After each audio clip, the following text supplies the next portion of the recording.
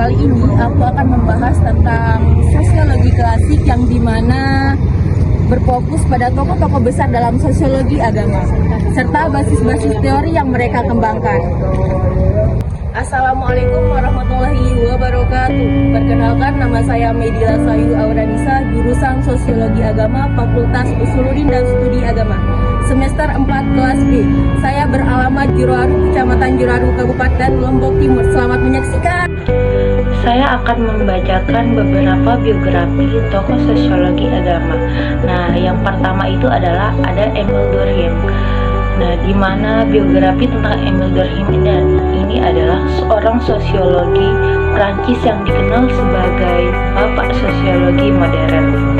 Ia adalah tokoh kunci dalam pembangunan sosiologi sebagai disiplin akademik.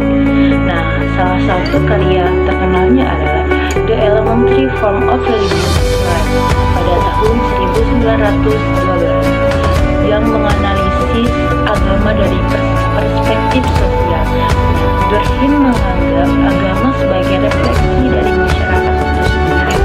Bagi Durkheim, agama adalah sistem simbolik yang mencerminkan nilai-nilai kolektif yang berfungsi untuk memperkuat solidaritas sosial.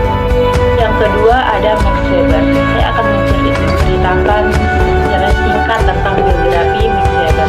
Max Weber lahir pada tahun 1864 dan meninggal pada tahun 1920. Max Weber adalah seorang sosiolog Jerman yang banyak menulis tentang hubungan antara agama, ekonomi, dan budaya.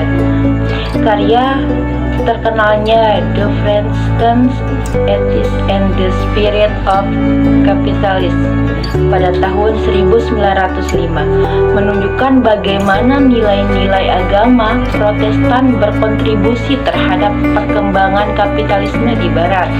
Weber menekankan pentingnya pemahaman subjek dalam sosiologi, yaitu memahami tindakan sosial dari studi pandang. Yang ketiga adalah biografi tentang Karl Marx.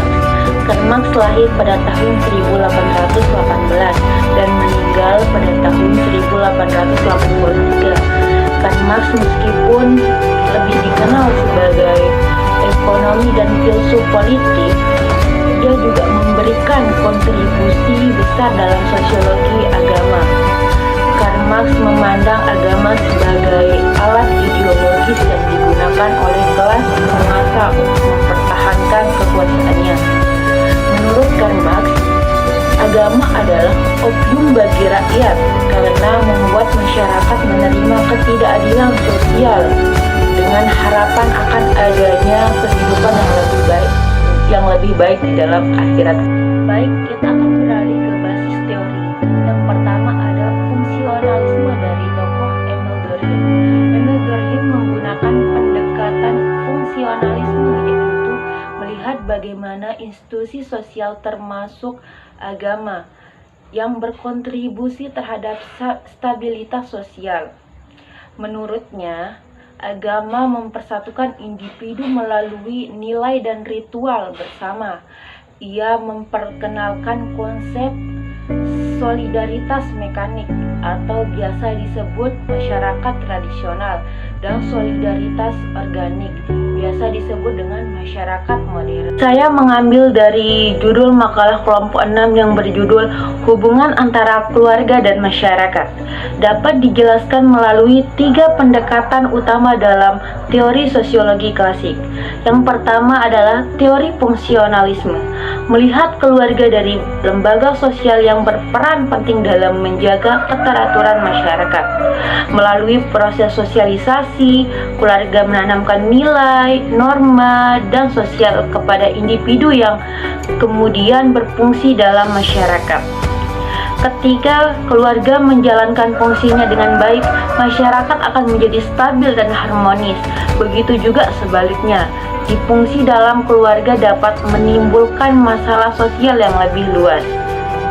Yang kedua itu adalah interpretatif dari Max Weber.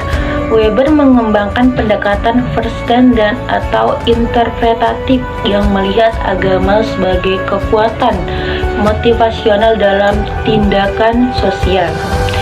Ia juga menunjukkan bagaimana nilai-nilai agama bisa mempengaruhi struktur dan ekonomi sosial, bukan hanya sekedar refleksi dari keduanya. Yang ketiga adalah ada konflik sosial, yaitu tokoh dari Karl Marx.